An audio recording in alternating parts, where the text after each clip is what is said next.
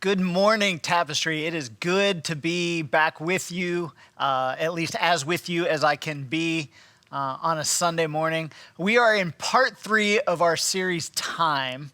But today, we are going to call a time out on the series. See what I did there? Time out. We're going to call a time out on the series, and we're going to spend some time, did it again, talking about something that is vitally important. To start off, I want to kind of pull the curtains back on something. Ever since we have been forced to go to video service since the COVID-19 hit, we have been pre-recording our Sunday services. Now, I know for some of you, the revelation that I am not actually live right this second is going to be devastating for you. But I'm telling you this for a reason. And because we record earlier in the week. So right now, for me, it's actually Thursday evening. But we record earlier in the week for the Sunday message. And because we're not live, there are things that may take place between when we record and when it actually airs that causes maybe what I'm talking about to actually seem a little less important. And then to make things worse, due to scheduling conflicts and people's availabilities that help us out doing the recording stuff and the worship stuff, there's even a larger gap because there was a week where we recorded 2, and then there's a gap between when they were aired and when I had actually recorded them. That was even longer. And this is one of the reasons that I have not, in a sermon, in a Tapestry service, that I have not yet addressed the things that have been going on in our nation over the last 3 weeks. And while that is a reason, I must confess that I wish that it were the only reason, that you have not heard me address it live. I've made the statement, put out the statement on our website or on Facebook and from us, but part of the other reasons that you haven't heard is that I might have been able to force something in and change some things around and talk about it. But the reality is that when it all started breaking out, I was frozen. As I watched the videos of the deaths of these black people, I was, part of me was very overwhelmed. And for a while, I just kind of, I don't know. I didn't engage. I couldn't get into gear. I was frozen. And my immediate reaction to that was to withdraw. I was feeling emotions. I had lots of things swimming around in my head. But my nature, my reaction was to withdraw. And we're going to talk a little bit more about that in a few minutes. But for the last few weeks, our nation has been in turmoil. We have watched things on our television screens that really, quite frankly, are unbelievable. As we've watched deaths by people who gave themselves authority, as we watched deaths at the hands of people who had been given state authority, as we watch the reactions to those begin to bubble to the surface, as we watch the reaction to those escalate, as there began to be clashes between protesters and police officers. It's been crazy. And I'm not sure why. I have some opinions, but they're just opinions. But I'm not sure why This string of deaths of Ahmaud Arbery and Breonna Taylor and George Floyd have struck the nerve in our nation that they have. But they have. And we are in a moment in our country that I think is a vital one. And today, I want to address what our reaction should be as Christians. I want to address, as Jesus followers, what should we be doing in this moment? How should we be viewing it? What should our thoughts be? And I want to be clear up front about a couple things. The first is that today I am primarily addressing white people. White people, you are my focus. The second thing I want to be upfront about is I'm going to say some things that are going to make you uncomfortable. The third thing that I'm going to be upfront about is that many of you, as I start to say some of these things, you're immediately going to want to be defensive, and you're going to want to push back, and you're going to want to argue with me, if not out loud at the screen, in your head, and you are going to want to just turn me off. I beg you to resist those urges. Sit in the discomfort and listen. Open up to the possibility that there are some things that you need to hear, even if they are uncomfortable for you to hear. And if that's your response, if your response as I start saying some of these things is to become defensive, to start counter-arguing in your head, to want to push back against the things that I'm saying, want to tell me why I'm wrong, then I think you are watching this for a reason, and I think you owe it to yourself to fight through to the end. Not too long ago, as we were doing our lead up to Easter, we talked about the story of Lazarus, where Jesus showed up ultra late to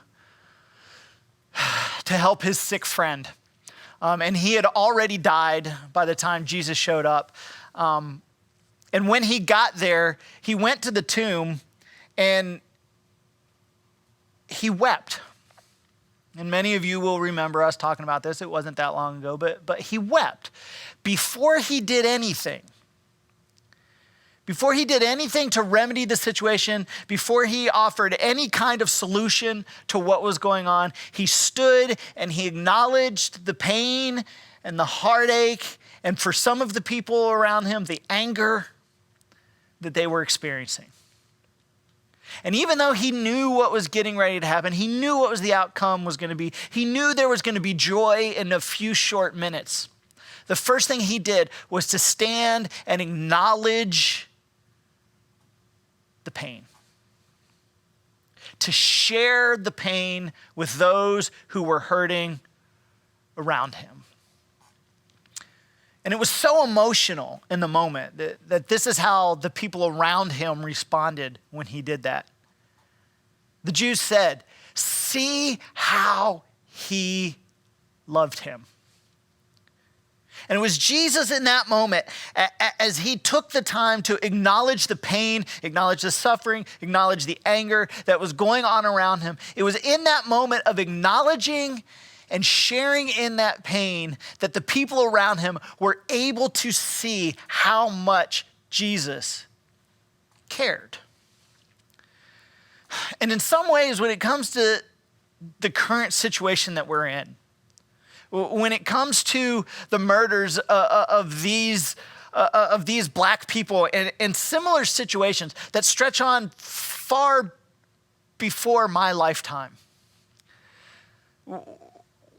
one of the things, the mistakes that we as white people make, that we as people who profess to be followers of Jesus, the mistake that we make is that we're quick to jump in with our take on the situation. And we're quick to jump in with our opinion and what we think needs to be done.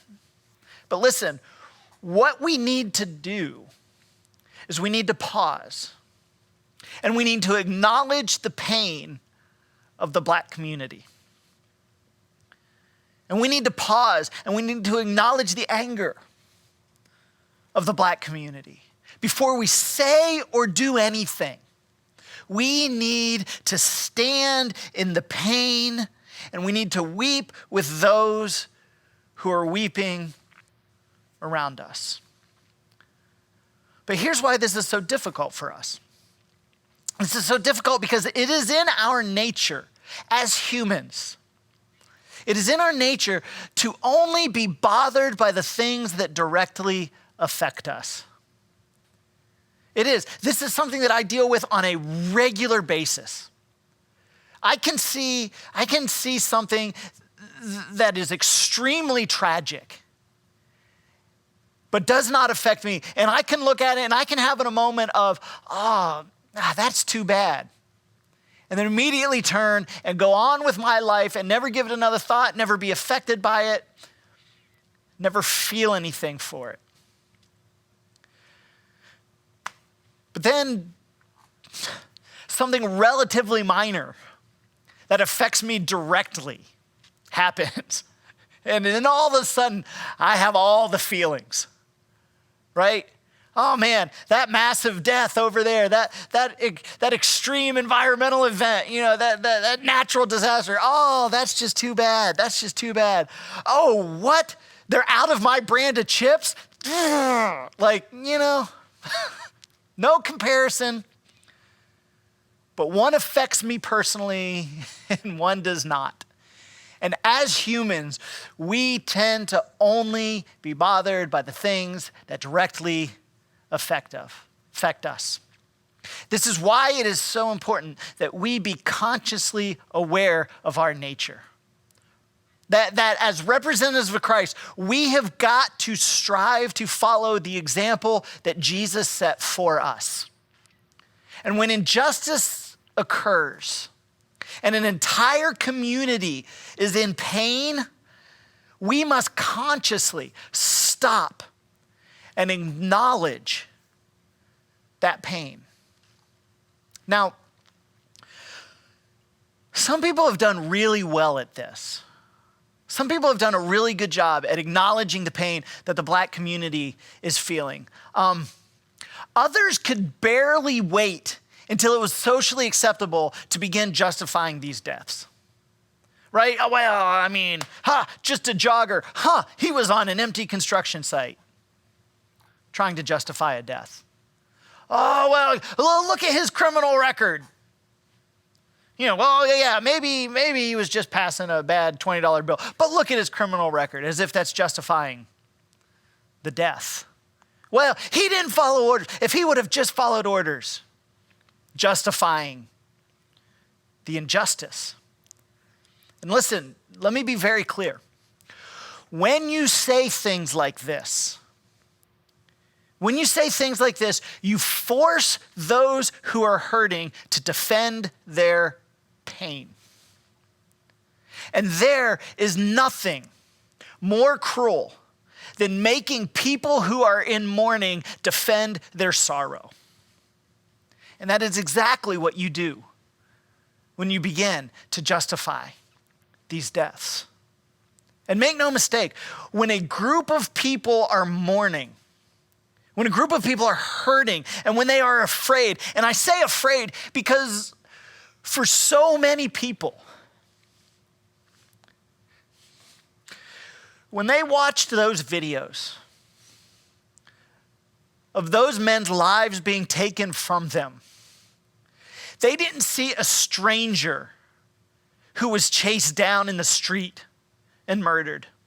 They didn't see a stranger who had a knee placed on the back of his neck until the life was forced out of him. That's not what they saw. They saw the death of their father. They saw the death of their brother, of their son. They saw the death of themselves. They saw the death of progress. They saw the death of the hope that perhaps my children will grow up in a world that was different than the one that I grew up in. And when you watch things like that and you see it, not as some stranger on a screen, but as yourself or your family, there is fear.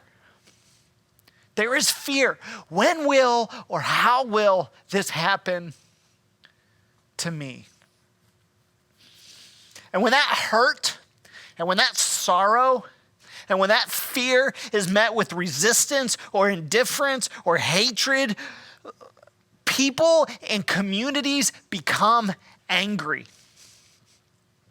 And make no mistake, I do not want to be ambiguous about it. That anger is justified. So before you do anything, before you say anything, pause. Take time to acknowledge the pain and the anger of the Black community.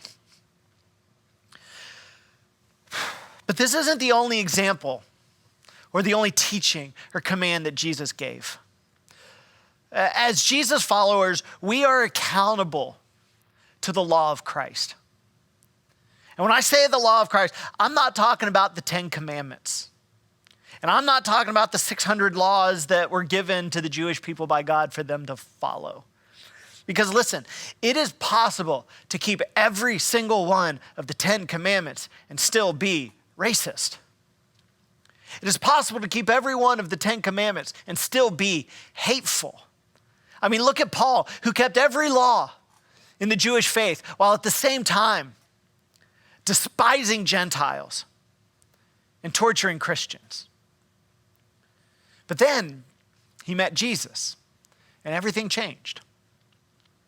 On Jesus' final night before his crucifixion, he replaced all of the commandments, 618 of them, 619 of them, replaced all of them with a single command. He reduced all of life to a single transgenerational, relevant, unchangeable command. A command that has the potential to change everything. As he was sitting with his disciples the night before he was to be arrested, or the night he was arrested, he said this: "A new command I give you. Love one another." Of course, you look at that and that's not new. But of course, Jesus wasn't done, because he defined it for us. He said, "As I have loved you, so you must love one another." Jesus followers, this was not a new suggestion.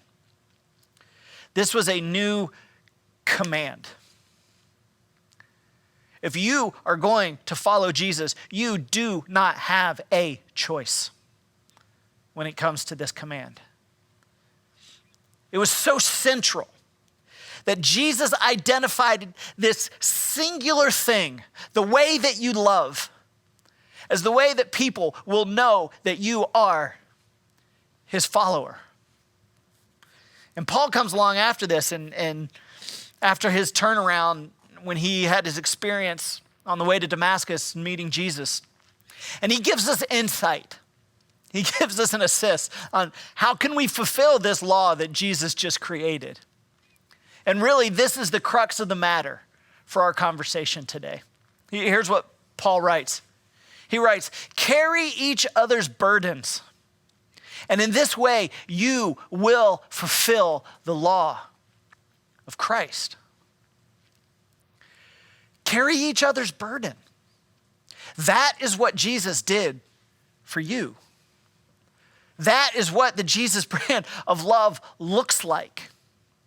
And listen, when we choose to carry other people's burdens, two things happen. The first thing that happens is this, is that what divides us diminishes. Those things that separate us, those things that define us as separate and as different, those things diminish in importance and in value. The second thing that happens is that what unites us surfaces. And when you choose to carry another person's burden, which is what we have to do to fulfill the law of Christ, when you carry a person's burden, you will begin to understand why they stand, sit, or kneel where they do. Now, it's easy to say, carry a burden. It's easy to say, carry someone else's burden. And it sounds great. And it sounds, like the loving thing to do. But what does that mean? How can you do that? That's what we're going to talk about. Here's the first step. You must acknowledge that there even is a burden. That's what we talked about in acknowledging the pain of others. Taking that time to pause and acknowledge it, that's the first step. You have to acknowledge that there is a burden. Second thing is that in order to carry a burden, you must make every effort to understand what the burden actually is. You cannot pick up and carry a burden when you don't know what the burden is. And listen, this is where I'm really going to challenge some of my fellow white people this morning. So get ready, here it comes. When it comes to the issue of racism, it is impossible for a white person to fully understand the burden that black people carry. It's impossible. But the level of understanding when it comes to the issue of racism, the level of understanding is on a spectrum. And way on one end and way the extreme end of this spectrum are the people who claim that racism doesn't even exist and it's just something people have made up and leverage it for self-gain. And then on the other end of the spectrum are the people who have immersed themselves in everything they possibly can to wrap their minds around the concept and the idea, the issue of racism. And those are the two extremes. And then there are millions of people in between those two extremes. But I believe that it is your duty as a Christian, as a person who claims to follow Jesus, that no matter where you are on the spectrum, that no matter where you are, you must actively do more to understand the burden carried by black people when it comes to the issue of racism. You must do more. How do you do that? How do you do that? Luckily, there is a world of information at your fingertips. There's a world of information. There are endless amounts of books, of podcasts, of movies that are available to help you gain a better understanding of the issue of racism, a better understanding of it from the founding of our country. Because make no mistake, it is baked into the fabric of our country from the beginning, all the way up until now.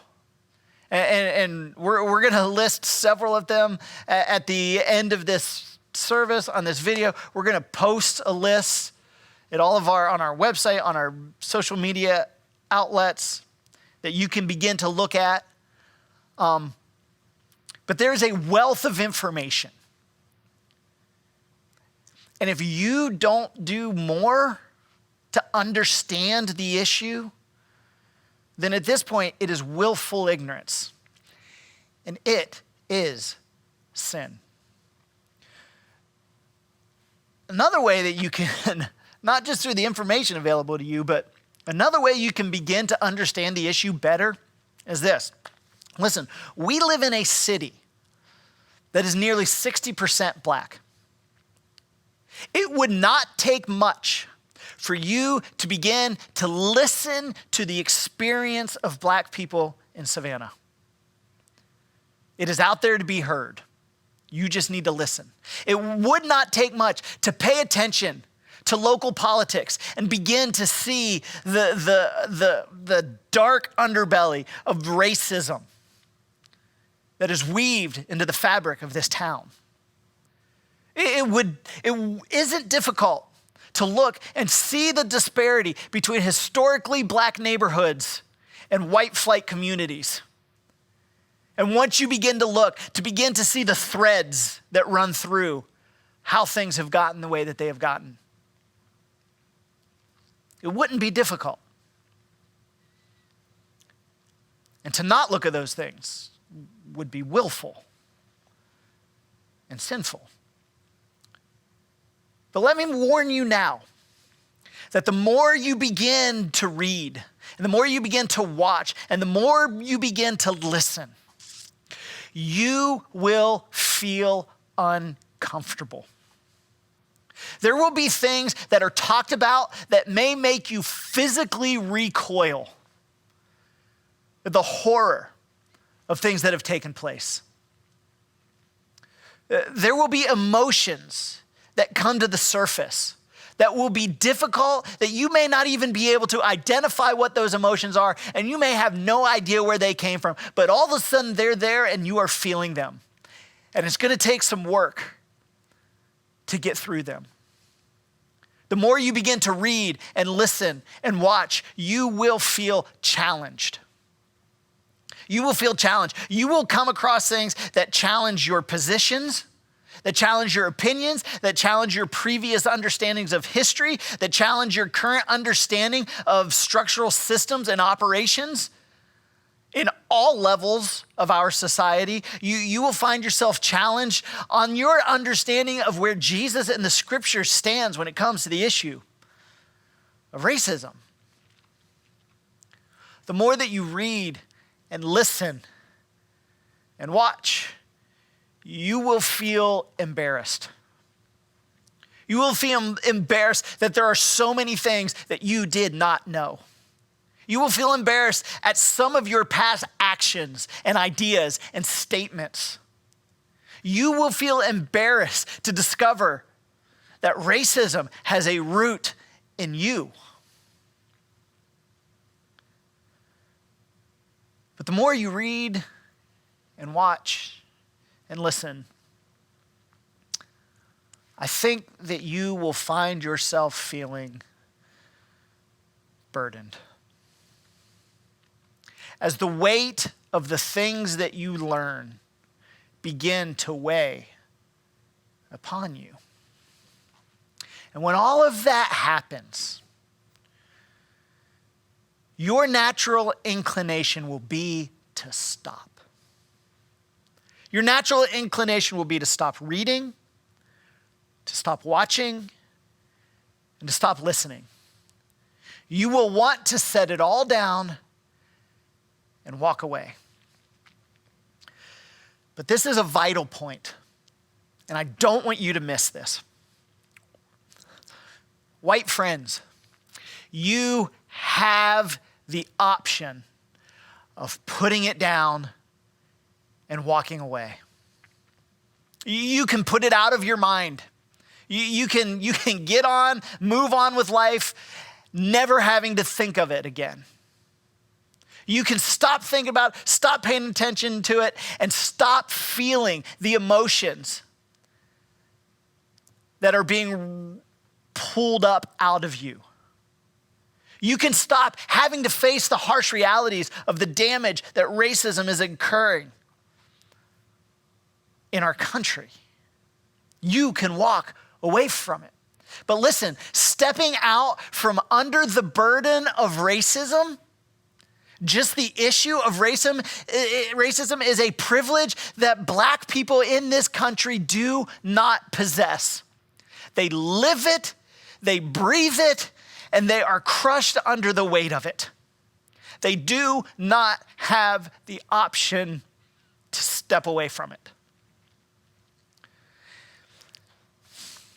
And here's a little marker that you can use as you start learning and listening and reading and watching. Here's a little marker that you can use to judge if you are actually trying to understand. I'm not talking about gaining information so you can argue better. I'm not gaining information that's going to make you feel better about where you're at and the things that you've done. I'm talking about here's some markers you can use to judge if you are actually trying to understand. If you are more concerned with the type of protest than you are with the issue that's being protested, you're getting off track. If you're more concerned with the destruction of property than you are with the death that sparked the reactions and the destruction of property, then you're getting off track. If you are gravitating towards viewpoints that explain away the injustice of these lives being taken, you are headed the wrong direction. You must acknowledge that there is a burden. And then you must make every effort to understand what that burden actually is. But those two steps alone are not enough. That's not going to get it done. You've got to add the third step to it, and that is this. You must actually pick that burden up and carry it. And what does that mean? On a very practical level, here's what it means. It means that it is not enough to just not be a racist. This is an idea that I've seen floating all over social media areas, and it's so good. If your goal is simply not to say or do anything racist, you have set the bar too low. You've set the bar too low. Just being not racist does absolutely nothing to address the issue of racism itself. In fact, it amounts to little more than indifference. You are not contributing to the burden, but you are certainly not helping to carry the burden. If you're a follower of Jesus, you must go beyond just not being racist, and you must become anti-racist. And the difference in those two things is this, is that not being a racist is passive. It requires nothing of you other than not doing racist things. Being anti-racist is active, and it requires things of you. And listen, this is not a novel concept in any other arena of your life. It isn't. There's so many examples.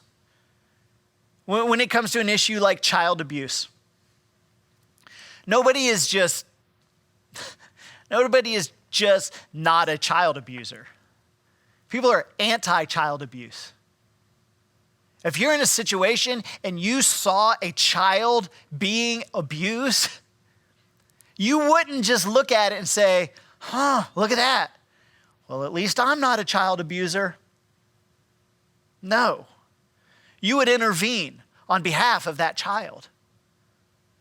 If you were in a situation and you saw someone being bullied, it would not be enough to just say, well, at least I don't bully people. No, you would intervene on behalf of the person being bullied.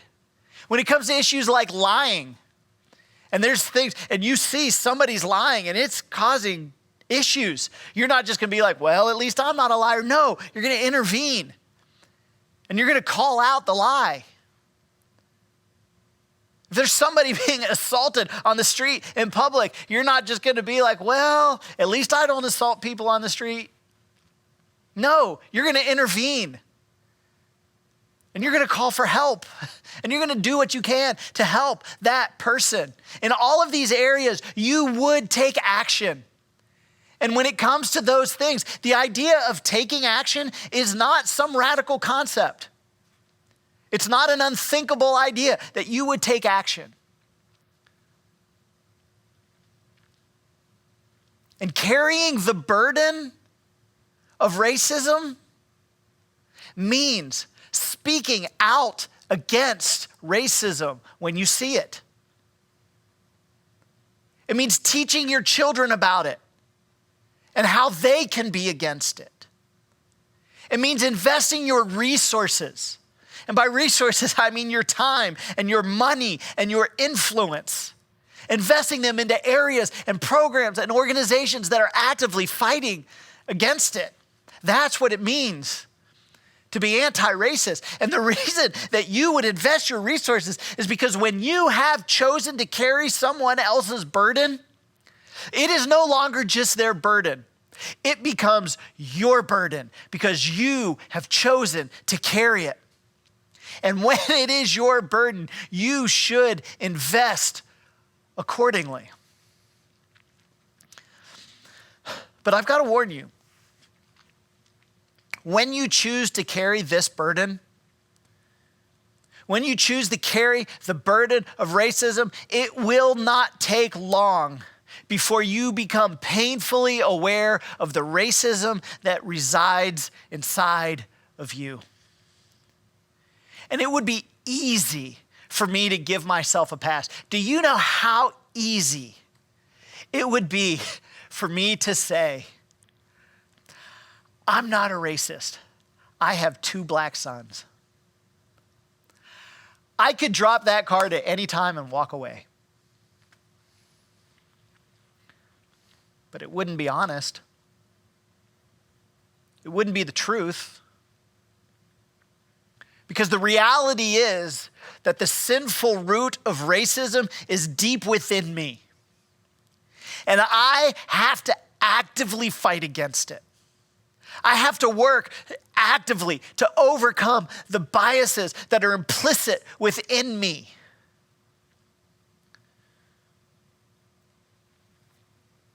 Does that make me evil? No. It makes me a result of my society because racism is threaded into our culture. It is threaded into our nation. It is as if it's in the air that we breathe. And we are so familiar with it that we don't even recognize it. And when you pick up the burden and when you begin to carry that burden, you will begin to recognize it. And you'll begin to recognize it within yourself.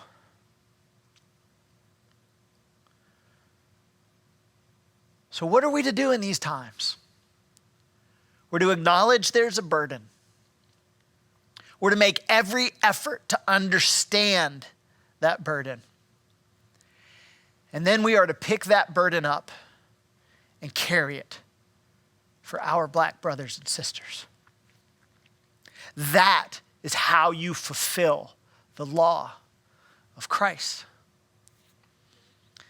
And let me go ahead while I'm at it and make you all the way mad.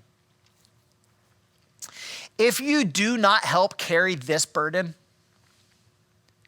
you may still label yourself a Christian, but you are not a follower of Jesus.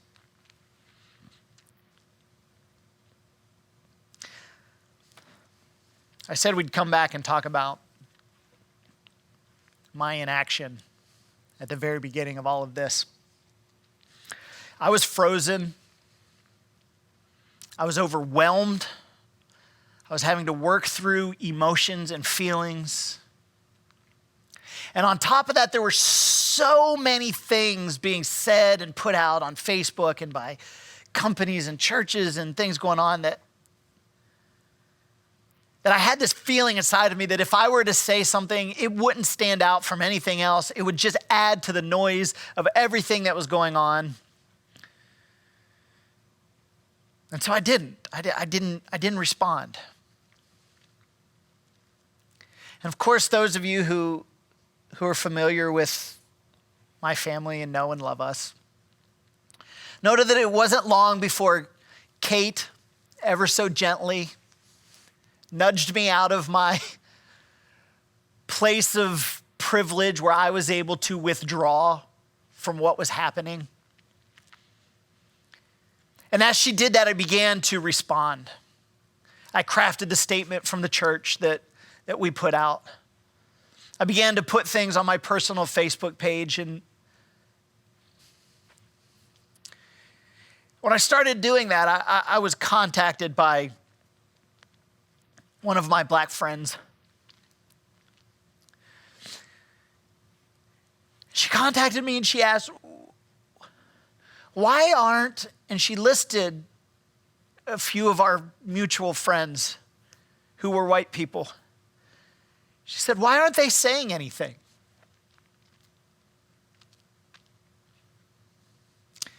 And I can't remember exactly what I said back. I tried to, I offered some sort of feeble attempt. But she was asking why people that she thought was on her side were all of a sudden silent as all of this was happening around us. And as I listened and as I saw the things that she was sharing, she relayed her own experiences that she had with racism. She began to talk about things that she had to go through with her children and with living situations and with her experiences with law enforcement. And as she talked and as she said these things, I just felt so ashamed that I ever hesitated, even if it was for a short time, in helping her carry the burden.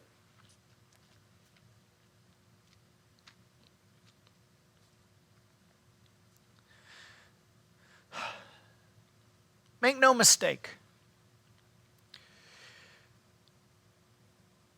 Your black friends and your black coworkers and your black family members, they see your silence. And your silence is sinful. Because for you to fulfill the law of Christ, you are to carry their burden. And you cannot do that by being silent. So, are you a follower of Jesus? Then this is what you must do. Carry each other's burdens. And in this way, you will fulfill the law of Christ. Let's pray. Dear Heavenly Father,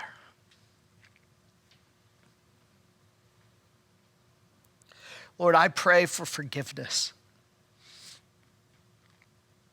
Lord, I pray for forgiveness for myself personally. Lord, for my delay in reaction, my delay in carrying this burden. Lord, I repent for falling back into the privilege that I have of being able to withdraw from it and not engage when my black brothers and my black sisters do not have the option. Lord, I pray for forgiveness for the church that as a whole has failed the black community, as it has failed to head on address the issue of racism,